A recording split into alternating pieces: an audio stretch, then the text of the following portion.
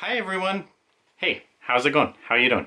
Welcome back to my channel. My name is Sean, and today I am doing a short review of Iris Murdoch, The Sea. So I found out about this book because it is on the 1,000 Books to Read list, 1,000 Books to Read Before You Die by James Murdoch. I had never heard of it or the author before, and I picked it up from the library completely blind to the plot. I didn't read the back of the book or anything. That's the way I like to read books. So when I started the book, I had no expectations for it. As I began to read the first chapter, I thought, okay, it's fine. Then I was like, hey, this is pretty good. And by the end of the first chapter, I was like, wow, this is pretty perfect. This is a masterpiece. And I can't really say exactly what made it so good. It was just one of the best first 30 pages or so, maybe 50 pages, I have ever read. And from those first 50 pages or so, I thought this book would be a definite 5-star. It was just so well written. I started this book back in December of 2019, and I picked it up from the library then. And of course, COVID came along soon after. So I had to return the book when I was like 50 pages in, thinking this is pretty good. I want to keep reading this book. But because of the lockdowns and everything, the library was closed for basically 2 years. And when it reopened, the book was gone. For some reason, it was just not in their collection anymore. So I had to put in a special request for it, and they ordered it. So last year, I finally began reading it again. But in the meantime, I found this book at the bookstore, The Book in the Brotherhood by Iris Murdoch, signed. And since I had left off at the sea first 50 pages and thought it was so marvelous, I picked up this book because I was just like, this is a really good author. And I just wanted to have something signed by her. That tells you I really had high hopes and expectations then for this book after those first 50 pages or so. I thought it would be great.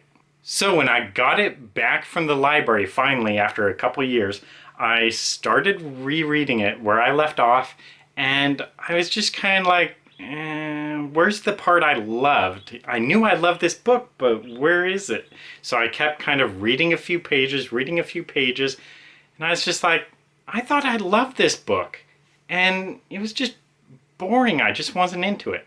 So this book is about a British stage director. Basically, he puts on plays, he directs plays. And so what he does at the start of the book is he sort of retires or goes on vacation to this like cottage by the sea, hence the title. And in that first 50 pages or so, he's really kind of the only character around. But I thought at the start of the book, the first 50 pages, I thought if there was any protagonist to this book, it was the sea itself. And that was very unique, and I can't really describe it. It was just kind of like that was the main character, was the ocean. And it was still really well written, and I loved it. But after that, after those first 50 pages, when I began rereading it again, it was about this stage director like reminiscing on all of his past love interests. There's at least 2 or 3 of them. There's like Hartley, and there's another woman who he dated before, and there's like an actress he was kind of stringing along but wasn't really interested in, and they were all kind of like coming back to him in his memories and like showing up and being a part of his life again, and he was trying to like figure out about which one he really loved. And I don't know, it was just, the thing was, I just didn't care. I didn't care about the guy. I didn't care about these women. I didn't care about his past love interests. I didn't care which woman he wanted. And frankly, the guy was just unlikable. And in a way, he was like really almost stalkerish. Just the way he kind of obsessed about these women and pursued them, especially I think Hartley. I think that's the one he really wants. Just the way he kind of like obsesses with her and clings to her and just pursues her is just like, I don't like this guy. I don't want him to end up with her, or I don't want her to end up with him, because he's just like psycho, get away from this guy. And I don't really know what Murdoch was trying to go for in writing this. The back of the book says something like it is pursuing his, like, the truth of untruth or some garbage like that. And I don't know, it was just, I was just not into it. I didn't care about the guy, I didn't care about the women, I didn't care about these relationships, and I didn't really care who he ends up with. I didn't want him to end up with anyone. It was just, I didn't care about the guy. So, rating it. If I was to rate this book just based on the first 40 pages, it would be a 5-star book.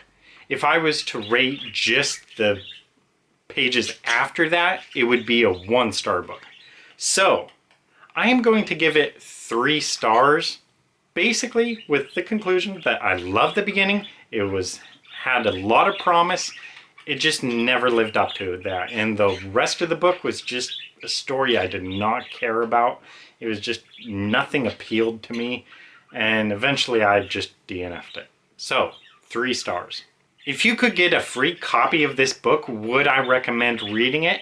Sure. Especially for the first 40 pages, I would say definitely read those, see if you like it as much as I did, and then try to keep reading and see if you do like the rest of the story Murdoch writes. I didn't. Maybe you would. Would I recommend buying it? No. Would I recommend buying it for like $2 or $3 if you find a copy that cheap? Sure, why not? Also, this book won the Booker Prize, if you like that. I know that's a pretty well-respected book award. So, yeah, it won a Booker Prize. So, if you like reading Booker Prize novels, you may want to give it a go. So, it's definitely a book worth reading, but unfortunately, it's just not a book that I would say, hey, you have to read this book. It's great. It wasn't. Great beginning, lousy rest of it. So, that is it for The Sea. I wish I liked it, I really do, because especially if this is like the book Iris Murdoch is most famous for, I just don't think I would like anything else that she wrote if this is her best book. And that's really disappointing. I don't know if I'm going to read this book. I have the book in the Brotherhood signed by her. I don't know. I figure eventually someday I'll give it a try. But after reading this and just failing to get interested in it, it would definitely slip down my to-read list. Have you guys read this book? Are there any books that come to mind for you for books where you just loved the beginning, but it just never lived up to that? Another book that comes to mind for me would be The World According to Garp by John Irving. That is a book, the first chapter, I just started out, it's okay, it's good, it's fine, this is pretty good. Oh my god, this is excellent. The World According to Garp, that's how I felt about that book. But it just never lived up to it for me. It never continued with that greatness.